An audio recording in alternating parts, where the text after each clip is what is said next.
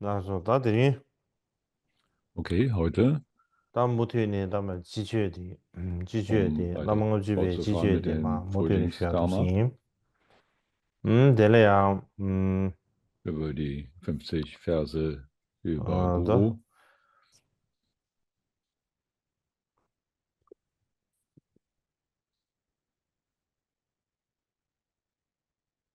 na mal lenge som sing du ye. Können mich alle hören?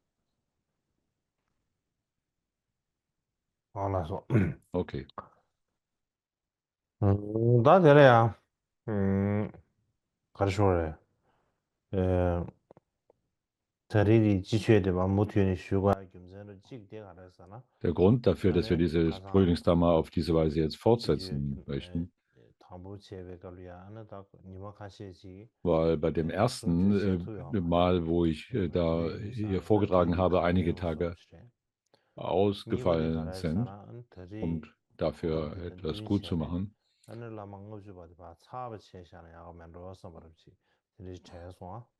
Und vielleicht habe ich Ane gedacht, dann tima wäre ya es eine ta wunderbare lobse Gelegenheit, im tamsi je Grunde to alle sa da de diese ya. 50 Te Verse lobse sa ro ji. zu komplettieren, She was uns dann in die Lage shira versetzt, dass wir im nächsten Jahr ein neues Thema anschlagen können, wie zum Beispiel das Meer des An Samaya tababa und tuba so chesha weiter. nyaga mendo sambar che so che da di gyun zen tene Deshalb an denke tari ich, ist es wohl das Beste, lobse wenn wir chi jetzt di und di hier die ma Gelegenheit wahrnehmen, um dieses rin ru dan che Thema abzuschließen. kasha teba kashi chu she Aus diesem Grund di she haben wir yore also dieses da ina da din din Zeitplan di verlängert, din da ngo zu ya um she che die da me Möglichkeit ko zu cha geben, shu all go che diese da Verse de über an ji den dang gi Guru, di 50 Verse zu besprechen. ge we shin Ich ye möchte nicht allzu viel de sagen, aber ya ganz im ane Allgemeinen, lama de ya sa de ane wenn wir uns kashu einem ji Kalyana Mitra, einem chue ji Freund go des ma guten re da Herzens, yidin bi chue anschließen ni mit che einem ne ya Guru, go dann ist kashu das gi gen nicht de ya nur ba einfach gi gen de ya ba ben de so ya ein, de ein den ju Dharma-Weg ju oder sha eine de yor Methode, sondern es ist zugleich in an Einklang thamba mit la chue dem ni che de an weltlichen Art und ane Weise. ge we shin de ya lama de ya sa de ge chum shu cha de yor Und mi se do sang do ji ti für we ge lo le uns ya ist einem lama de ya de ta solchen ge Guru chum zu shu cha de yor folgen von außerordentlicher Wichtigkeit, so wie ge Mietje shi bu Dorje yin es gyum zen de ga herausdrückt. ra sa na da da Und im 제게 Vajrayana, 미도시게 롱스미 im sie 예미에게 verborgenen 어 Mantrayana ist es 티 울리야 eben von besonderer Wichtigkeit, so wie der achte Kammerbar Mietje gyumzen기 Dorje es 송도와 ausdrückt in seinem Buch, 대지 마지 mit einem Text 고로 Prana und Bewusstheit 안테다도로 ununterscheidbar. 자 슈비네 오면로 Und 섬테 ich dachte, deshalb ist gut, 대야 darüber zu sprechen oder die wesentlichen 진당 Punkte davon 년들이 hier 티게 공화도 darzulegen. 쉐베이나 Und ganz allgemein, wenn wir über den 라네 튜브 Shravaka-Jana 토바라 sprechen, also des 데야레스 Shravaka-Vorzeigern, 베나 es ist 응도 für, 고란 라저베 고마 마토베 고니야 고란기 heißt es, dass solche 쉐쉐쉐 Schüler dort auch Ergebnisse erlangen können, selbst wenn ihre 에네 eigenen Lehrmeister 디 dieses Ergebnis 딘디 nicht 요르바 erlangt haben. Oder es 다나 gibt zum Beispiel die 진기 Geschichte 랑게 von, 시바 타마바 dass jemand ein 랑상게 Schüler war, der 사디 dann 시바 타마베 von jemand, der 글로리아 아니 kein 라마 das Ergebnis 라마 erlangt hat, der 데마고베 Schüler hat 체체 den 아니 Arhats-Zustand erlangt. 로토야 딘데 요레 Solche Beispiele werden erwähnt und zum Beispiel auch die 이네한테 라마 Bhratyeka-Buddhas, die 또아니네 selbst 베 Buddhas 베마고 selbst 사디 erwachten, 인사마레 heißt es, dass die in ihrer 기와 셴도 letzten 라마 데모체 Lebens, 이네 시바 타마와 letzten 랑 Wiedergeburt dann 기와 unabhängig 타마길라 von Guru 고와 einen Zustand von 고와나 Befreiung 기와데야 erlangen. 자 Und 기와 so, warum ist also der Grund, dass 타마도지야 im 라마 데모고 체체 아니 가르로지 토트라 소베나리 Das heißt nur, dass 폐 sie 폐신 vorher sich durchaus 아니 von Lehrern gelernt haben, aber in 시와사데 ihrem letzten 송도 Lebenszeit sind sie 다 aufgrund 안테레지게야 ihres vorherigen Trainings in 딘디 der Lage, diese 딘디 Befreiung 로 송도 selbsttätig zu 라마 erreichen. 톱도바 딘디 야르 송도와 Zum Beispiel kontemplieren sie über die 딘디 12 사네다 Glieder des 딘데게 티베 wechselseitigen 와르 쉐베이나 Entstehens 아니 데데위게 und, 지 라만 디 아니 가슈에 타도 저부 모토베이네야 아니 und so ist 라마 es also 타마 möglich, im 딘디 Shravakayana einen 야 나는 Zustand von 지랑 Befreiung zu 디 erlangen, selbst wenn 시바 unser 타마바 eigener 따라라 Lehrmeister diesen 마데바야 Zustand nicht erlangen 근데 konnte. 마지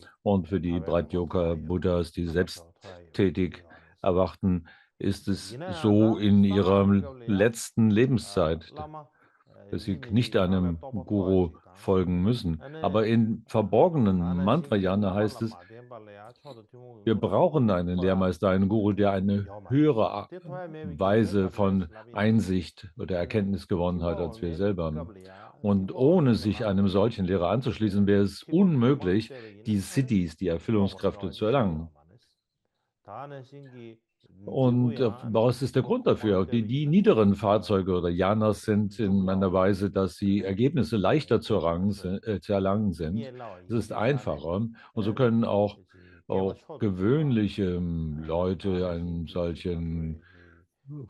solche gute Gelegenheit wahrnehmen.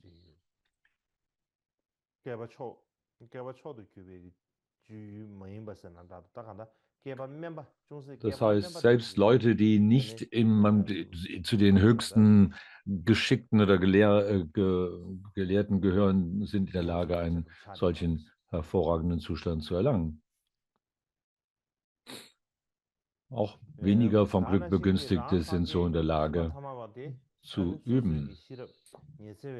Und bei den Pratyeka-Buddhas, den selbsttätig Erwachten, ist es in ihrer letzten Lebenszeit dann so, dass sie aufgrund ihres Stolzes über ihre begrenzte Art von Weisheit oder Prajna in der Lage sind, ein solches begrenztes Wissen der Erkenntnis zu erlangen, aufgrund des Vortriebs durch ihre früheren Gewohnheitsbildung, der Anbahnung. Die Darlegung von Ursache und Wirkung, Ursache, Pfad und Ergebnis ist also außerordentlich tiefgründig und man kann das nicht durch begrenzte Weisheit aus eigener Kraft erkennen, weshalb es hier heißt, dass dieser außergewöhnliche Bereich eben jener ist mit dem von höchstem Glück. Wenn man keinem Lehrer folgt, der solch überlegene Art von Weisheit oder Liebe und Kraft aufweist, dann werden wir das Ergebnis nicht erreichen können. Wir können es nicht vollbringen.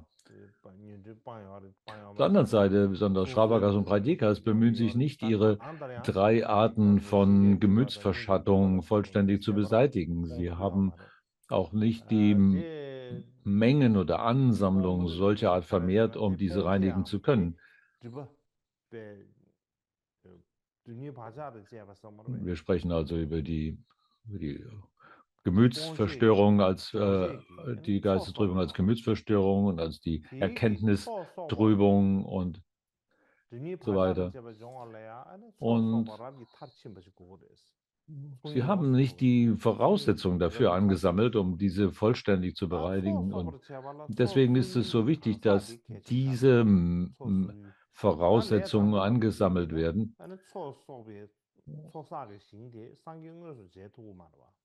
Und um solche Mengen an Gutem und an Reinigungsmöglichkeiten in sich zu versammeln und zu vermehren, braucht es einen Bezugspunkt dafür. Und wenn man nicht als Anfänger kann man nicht einem Buddha selbst begegnen, ohne selbst diese Voraussetzungen dafür angesammelt zu haben. Und deswegen ist es so wichtig, dass wir einen Bezugspunkt dafür haben. Jemand, der wie ein echter Buddha, tatsächlicher Buddha ist, als Bezugspunkt haben, als Vorbild, im Hinblick auf wen wir eine solche Menge an Gutem ansammeln können und vermehren können. Und wenn wir in diesem Ansammeln und Reinigen und Bereinigen nicht nachlassen, ist das große Erwachen möglich.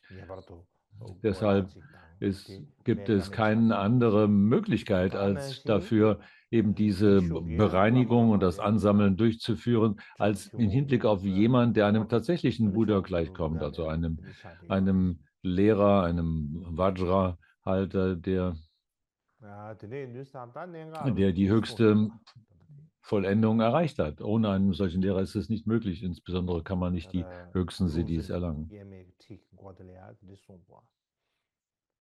So heißt es am Anfang im Vorwort zu diesem Text von Miki Dorje, der heißt Prana und Bewusstheit ununterscheidbar. So heißt es, der Guru ist gewissermaßen die Grundlage, die Wurzel oder Quelle für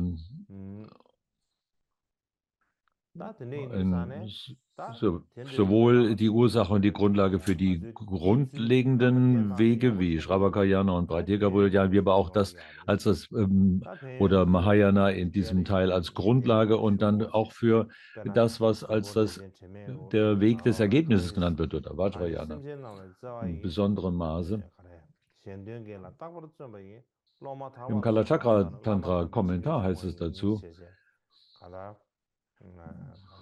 der wahre Weg erscheint in dem Geist eines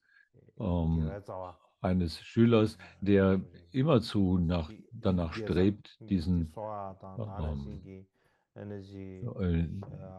sich an dem Guru orientiert und danach strebt, die Ansammlung und die Bereinigung zu vermehren.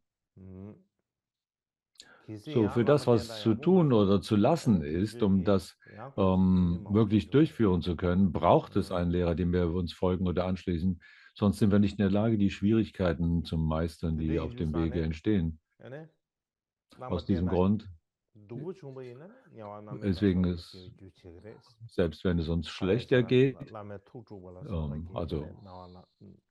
wenn die Art und Weise, wie wir uns einem Guru anschließen, auf eine schlechte, ungeschickte Weise ist, dann heißt es, wird man in die Vajra-Höllen fallen. Und wenn man auf eine gute Weise folgen kann, dann, dann kann man in die Lage versetzt werden, mithilfe seiner intelligenten Bewusstheit die Wirklichkeit so zu erkennen, wie sie eigentlich ist. Deswegen ist es so entscheidend, dass wir lernen, wie einem Guru in richtiger Weise zu folgen ist.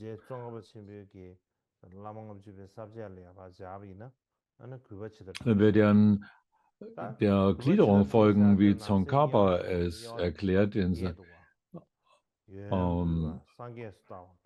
welcher Weise es dem Guru zu folgen gibt. Da gibt es 8 verschiedene Punkte, die darin erwähnt werden.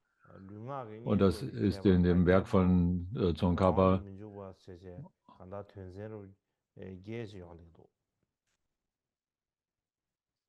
das sind diese 8 Punkte, die erwähnt werden.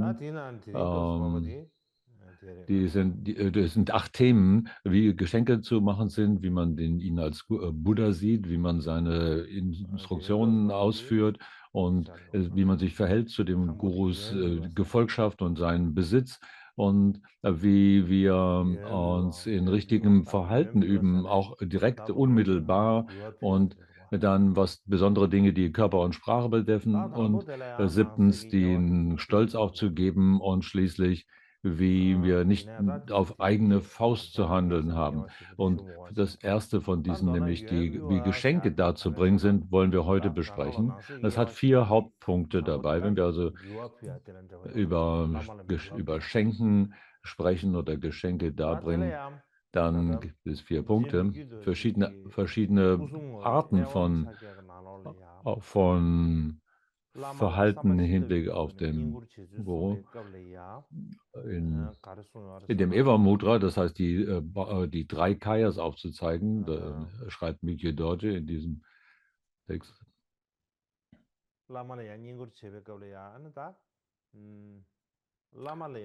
Wenn man einem solchen Herzensfreunde Kalyana Mitra nachfolgt, dann ist es wichtig, ihn zu beschenken, ihm zu dienen. Das heißt aber nicht, sagt er, dass man ihm so folgt, wie in einem Hofstaat die Untergebenen ihren König hofieren. Der Grund, warum er das sagt, ist folgender. Die richtige Weise ist, kein Ziel in diesem Leben zu haben, sondern wohingegen solche in dem Hofstaat das hauptsächlich durchführen, um in diesem Leben Respekt oder so etwas zu erlangen, sondern so wie Minister und Schergen um einen König herum.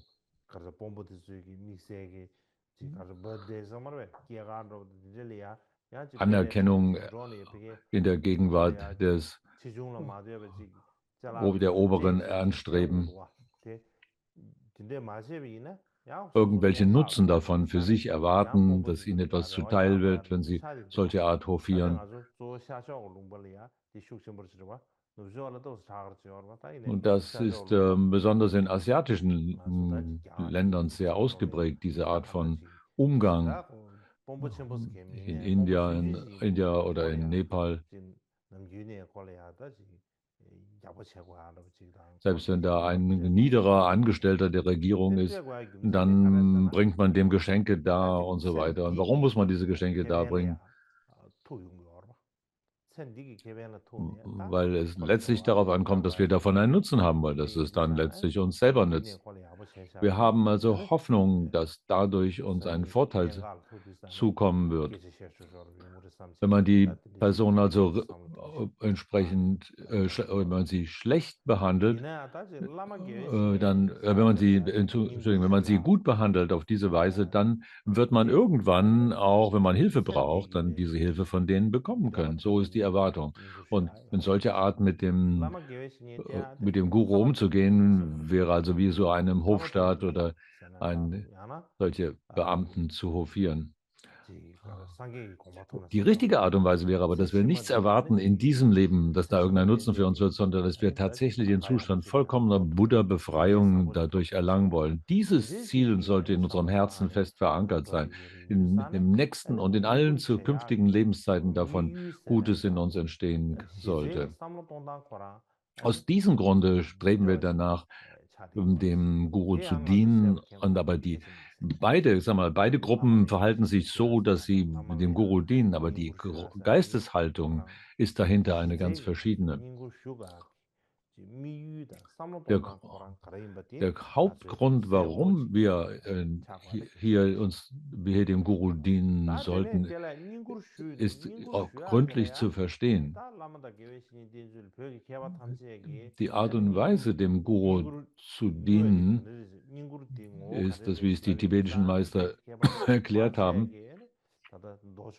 dass die Grundessenz von dem, was es heißt, einem Guru zu dienen,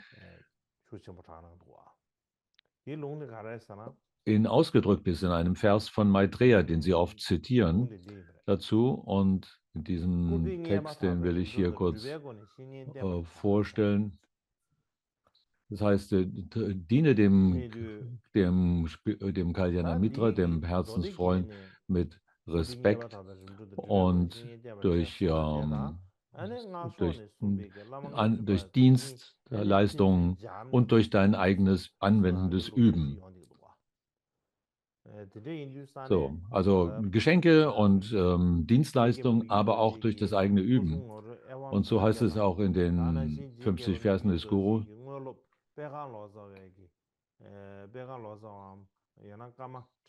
Und Michi Deutje hat in seinem Text Eva Mudral auch dazu gesagt, und im Kamma Tinlepa hat es ähnlich ausgedrückt.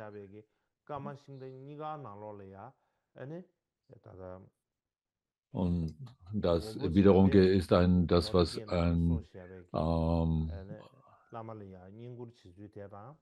Tripolotsava es darlegt. Er fasst also das zusammen, das, was in den 50 Versen über Guru gesagt ist und über dem Rennwagen des Kamma Kansam dargelegt ist, verbindet die beiden miteinander und kommt zu dem Schluss,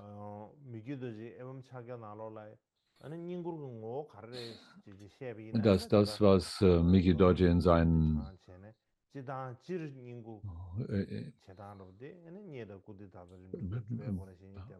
und Michi Dorje beschreibt es so, dass indem er zuerst, dass er aus dem Mahayana Sutra diesen Extrakt, dieses Zitat herausnimmt und dass es darauf ankommt, eben durch Geschenke, durch Dienstleistungen und durch eigenes Üben zu dem Guru zu dienen. Und dann verbindet er das mit den 50 Versen über Guru. Und das ist insbesondere in der Kamma Kansam-Tradition als dem sogenannten Rennwagen der Kamma Kansam in einem Text erklärt, dass es darum geht, 4 verschiedene Arten und Weisen gebe, wie man dem hoch seine Wertschätzung auszudrücken und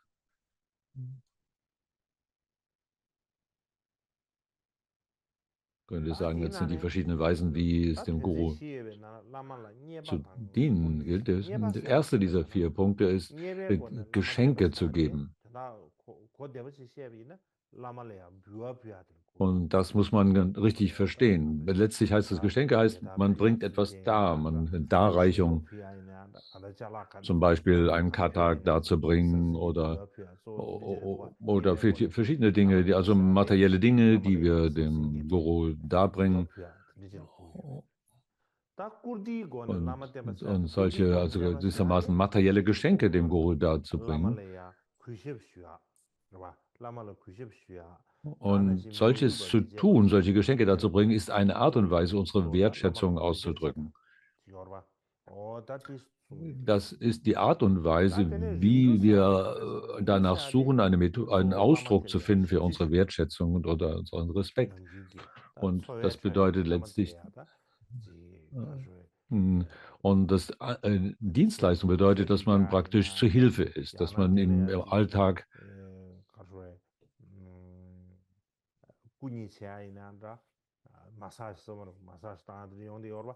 dass man vielleicht dem Guru hilft bei irgendeiner Tätigkeit oder ihn massiert oder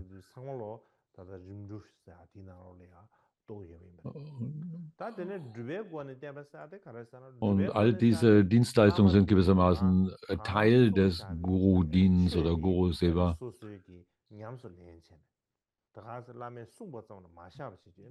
Wenn wir also und dann das Anwenden oder die praktische Übung, wie es heißt, ist das dann das zu üben, was der Guru als Dharma gelehrt hat und in der Weise zu üben, wie er es erklärt hat.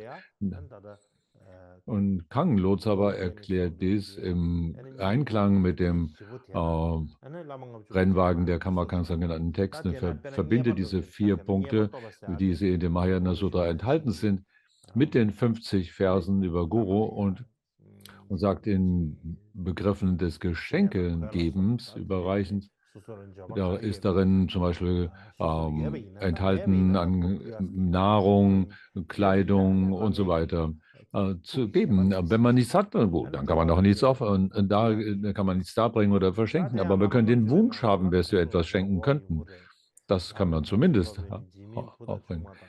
So ist das auch genannt, ist in den 50 Versen über Guru, zu denen wir noch kommen. Wenn es notwendig ist, dem Guru oder dem Meister unseres Samayas selbst das zu geben, was nicht gegeben werden darf, nämlich unsere Kinder, unseren Ehepartner und unser ganzes Leben. Warum sollen wir dann noch darüber sprechen, über all die flüchtigen Dinge, die einen Wohlstand oder Reichtum ausmachen? Und wichtig ist dann in diesem Geben aber diese als Ausdruck von Wertschätzung zu sehen. Also nicht auf eine geringschätzige Weise solche Gaben zu geben, sondern das mit dann, wie es hier auch in den Texten heißt, dann, dass man immerzu in allen 3 Zeiten dann durch sich verneigen und so weiter, mit seiner großen Wertschätzung und Respekt ausdrücken. Und das nicht in einer geringschätzigen Weise tun, wie es hier nochmal ausgedrückt in einem anderen Zitat, da heißt es, wenn wir selbst es nicht wagen, über den Schatten des Guru zu treten, weil wir das Gefühl haben, das ist gleich so wie ein Stupa zu zerstören, warum sollten wir dann noch nötig haben zu sprechen, über seine Schuhe hinwegzugehen, seinen Sitz oder sein Reitzeug und dergleichen? Und wenn wir dann im Weiteren sprechen über die Art und Weise der Dienstleistung oder Hilfe, die man anbieten kann, dann geht es um alltägliche Dinge, wie zum Beispiel ihn zu waschen oder zu massieren oder einzuölen oder etwas tun, was eben was ihre Bedürfnisse und Notwendigkeiten sind und diese auf eine gute, friedvolle Weise intelligent anzubieten. Und deswegen heißt es hier in den 50 Versen, diejenigen mit Vernunft Begabten, sie folgen den Wünschen oder den Befehlen des Guru mit Freude und mit Anstrengung. Wenn sie nicht dazu in der Lage sind, dann erklären sie das, warum sie aus gutem Grunde dazu nicht in der Lage sind. Also im Grunde heißt es, dass man mit Freude und mit Begeisterung die Wünsche des Gutes versucht umzusetzen und auch insbesondere die Anwendung des Dharmas, so wie es der Guru gelehrt hat, ist nicht einfach außer Acht zu lassen, sondern wie viel kann ich von dem umsetzen, was der Guru mir aufgetragen hat, und das mit einer großen Begeisterung zu tun. Und dadurch Samadhi zu erreichen, Stabilität des eigenen Gesinnung.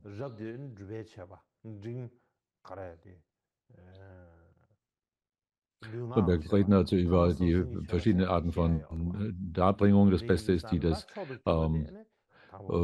ist das von die eigene Übung darzubringen, ein eigenes anwendendes Üben darzubringen. Dann ist es Dienstleistung und schließlich materielle Dinge, die drei. Und das heißt, im Prinzip ist das höchste, beste Art von Darbringung ist jene, indem wir unser eigenes anwendendes Üben als Geschenk darbringen. Warum ist das besser als das Darbringen von Handlungen oder von Geschenken materieller Art? Warum? Weil das letztlich der Inhalt all des Dharma ist, das der Guru uns gelehrt hat, und dass wir dieses so umsetzen, wie es beabsichtigt ist. Und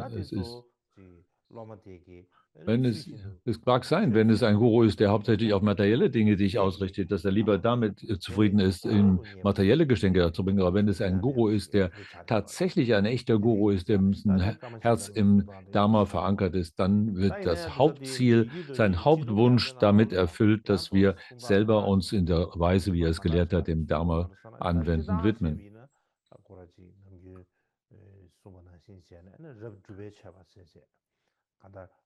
Und so heißt es in den Texten, das beste Darbringen ist das Darbringen des eigenen anwendenden Übens.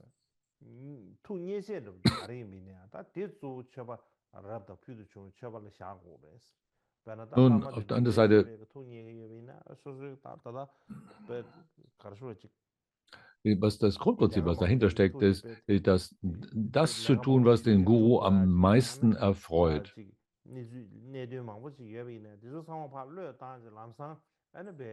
Deswegen ist es schon wichtig zu unterscheiden. Es kann sein, dass da manchmal viele Dinge zu tun sind, ziemlich wichtige Dinge, die zu tun sind. Und dann ist es nicht angemessen, an dieser Stelle zu sagen, okay, das ist aber nicht so wichtig, das ist eine niedere Art des Darbringens, so ich werde jetzt mich in einen Retreat in den Bergen zurückziehen. Das wäre nicht angemessen. Wenn der Guru eine bestimmte Hilfeleistung braucht, die unbedingt notwendig ist, und wenn der Guru uns fragt, wir sollten kommen, und wenn wir die Zeit dafür haben, dann sollten wir natürlich unsere Klausur sofort verlassen und dann versuchen, die Wünsche des Guru zu erfüllen. Da kann man nicht sagen, oh, Entschuldigung, ich kann dir leider nicht helfen, weil ich jetzt dabei bin, hier zu üben in einem abgeschlossenen Klausur. Das wäre sicher für den Guru nicht so erfreulich, und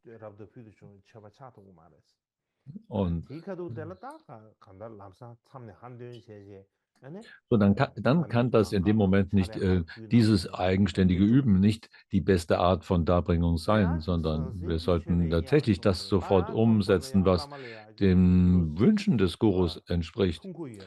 Manchmal sind es sogar die materiellen Dinge, die vielleicht benötigt werden. Zum Beispiel, dass der Guru bestimmte Dinge braucht, die unbedingt notwendig sind. Und er sagt hier, du musst dies oder jenes kaufen oder besorgen. Und dann sind das eben wichtige Quellen und Dinge, die für den Guru notwendig sind. Und diese dann umzusetzen, ist die Art und Weise, ihn zu erfreuen.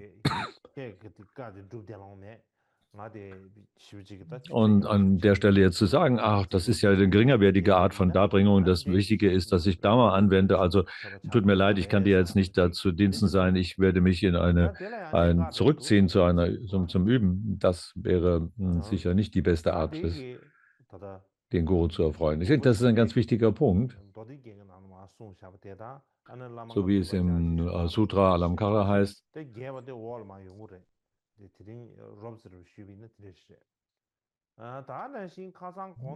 Das ist zum Beispiel die allgemeine Art und Weise, damit umzugehen. Und darin heißt es, solche, die das umsetzen, wie gelehrt, sie werden sein Herz erfreuen. Und in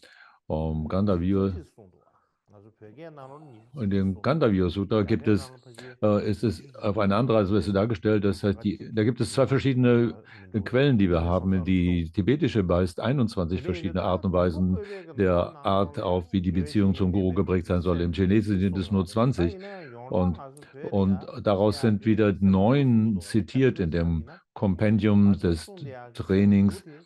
Und die Kadampas haben insbesondere dieses Kompendium des Trainings und die Art und Weise der Lebensweise der Bodhisattvas, diese beide als Hauptquellen benutzt, um über die Art und Weise des Verhaltens zu sprechen, die notwendig ist und warum diese 9 Punkte. Deswegen denke ich, dass diese 9 Punkte im Tibetischen besser dargelegt sind.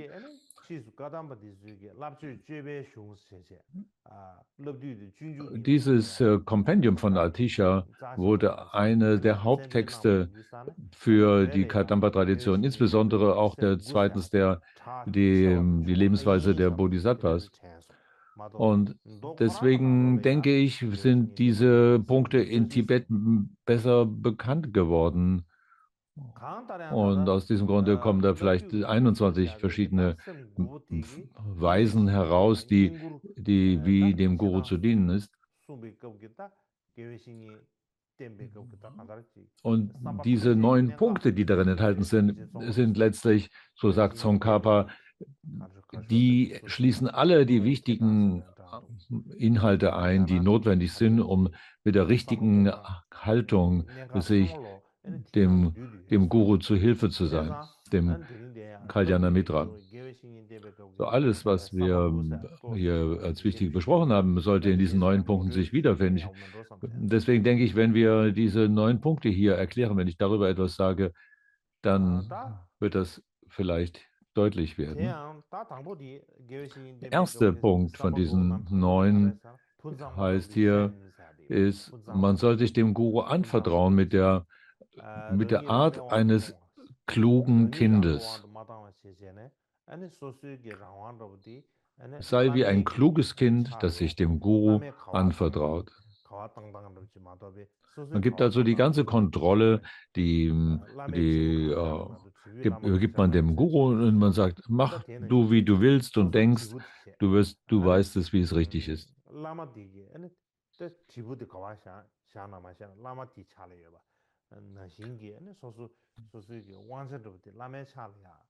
Man gibt also seine ganze Kontrolle oder übergibt es dem Guru und sagt, hier, mach du und walte du wirst es schon richten. So ist die Art und Weise von klugen Kindern, klugen, weisen Kindern, dass sich an dem Lehrer sozusagen anvertrauen und folgen, um von ihm zu lernen.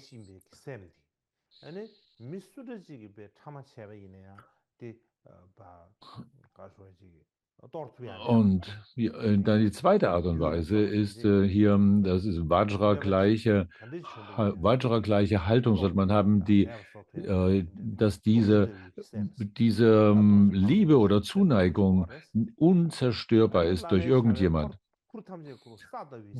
Oder wie es heißt, das ist wie eine unzerstörbare Vajra-Geisteshaltung, die nicht durch irgendetwas zerstört werden kann. Die dritte Art und Weise ist die erdgleiche. Das heißt, in der Lage zu sein, dass das, was alles trägt oder nährt und kann. Die Erde ist schließlich in der Lage, alle die Menschen und die Tiere und alles zu tragen, die Last von allen zu tragen. Jede Art von Belastung oder Last, die der Guru uns auferlegen könnte, wären wir in der Lage zu tragen, so wie die Erde selber alles trägt und unterstützt. Und die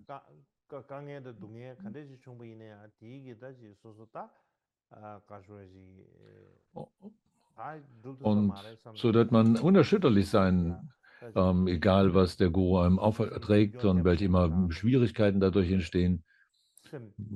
Unsere Gemütshaltung ist davon niemals verstört. Wir sind niemals davon erschüttert oder entmutigt. Und das Beispiel dafür ist der vierte Beispiel, nämlich das einer Gebirgskette. Wie eine große Gebirgskette. Im Chinesischen ist das Bild hier gewählt von dem Berg, dem Weltberg oder Sumeru, die von den verschiedenen Eisenbergen umrundet sind und so weiter.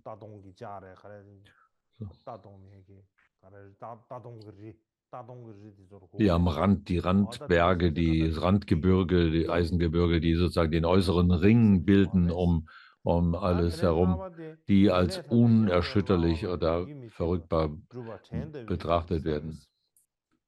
So, die fünfte ist dann, so zu sein wie ein Diener, der einfach mit großer Begeisterung sofort alle und ohne Zögern und Zweifel sofort alle Wünsche umzusetzen bereit ist.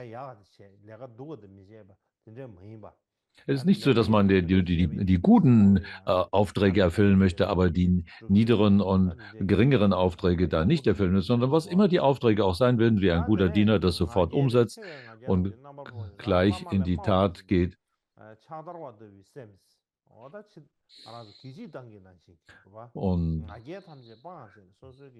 Und dann die sechste Art und Weise ist so zu sein wie ein Putzkommando oder wie ein Schuhputzer, dass man ohne Stolz und Überheblichkeit ist und sich immer selber als geringerwertig als den Guru betrachtet. So wie jemand, der zur Putzkolonne gehört oder ein Schuhputzer ist.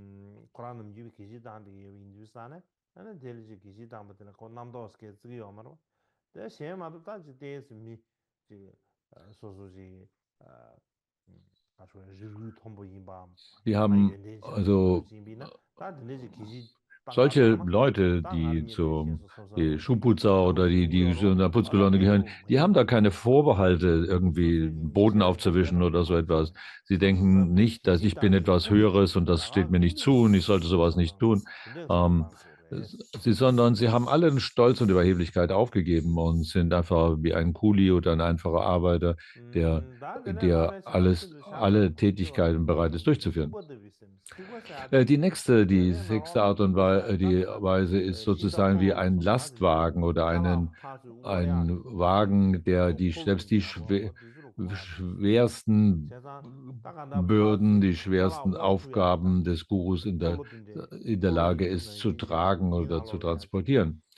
So wie ein Lastwagen die Güter von einem Ort zum anderen bringen kann, so sind wir in der Lage, diese Aufgaben zu erfüllen,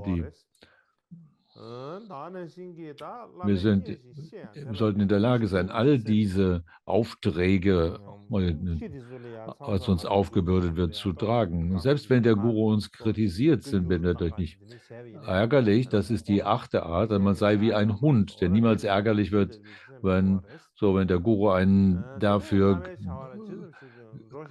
kritisiert oder ausschimpft und so weiter. Ja, so ist es wie ein Hund, und dann Nummer 9 ist wie ein Boot zu sein, das niemals müde davon wird, hin und zurück zu gehen, wie also ein Boot, ein Fährboot, was hin und her geht, egal wie viele Male es auch hin und her geht, niemals davon müde wird und egal was immer die Aufträge also des Gurus auch sein mögen, dass wir niemals müde werden, darin sie erfüllen zu wollen. Man sollte also an dieser Stelle auf die eigene Haltung achten. In welcher Weise sind wir bereit, eine solche Beziehung zu einem Guru zu pflegen? Letztlich kommt es immer auf unsere innere Haltung an. Und das ist der wichtige Punkt dabei.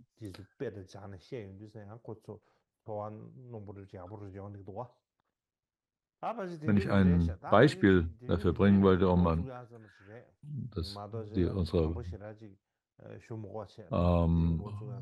waren also Beispiele, die ich gebracht habe dafür, wie das vielleicht zu machen wird. Ich denke, das ist genug für heute. Und das nächste, eines möchte ich vielleicht noch anfügen hier. Die letzten paar Tage,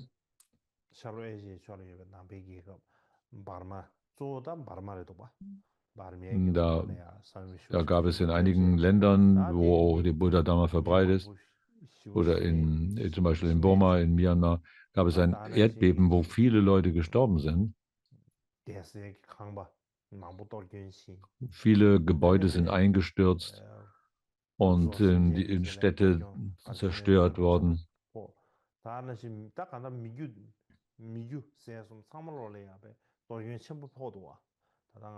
Viele Lebewesen sind dort zu Schaden gekommen. Schreckliche, furchtbare Zerstörungen, die dadurch entstanden sind. Die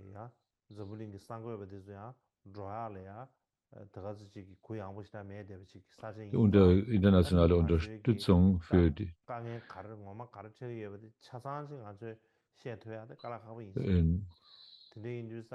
ist schwierig, weil wir nicht wissen, wir können selber, haben nicht die Freiheit, dorthin zu fahren, um genau das Ausmaß der Zerstörung zu erkennen.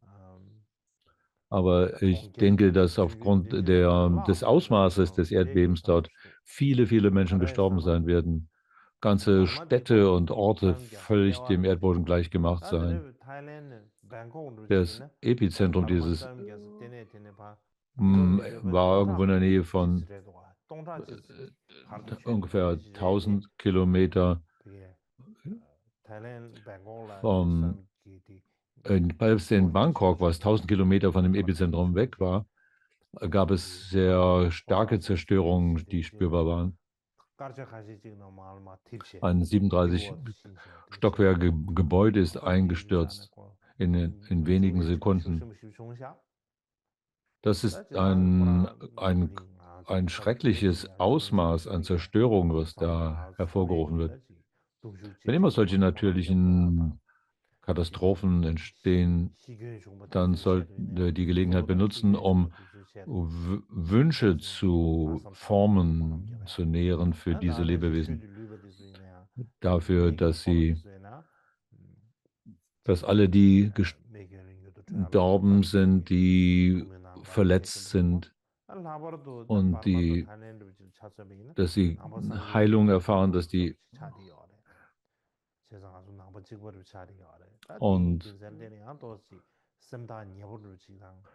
und vielleicht sind diese Länder, weil dort Menschen sind, die die Lehre des Buddha anwenden, für uns näher im Herzen, aber im Prinzip gilt es für alle diese Situationen. Wir sollten in den nächsten Tagen einige Minuten eine Zeit dafür einberaumen, wo wir solche gute Wünsche dafür formen, an Puja. Wir sollten uns treffen und Geschenke zusammentragen und Wünsche zu formen. Vielen Dank fürs Zuhören.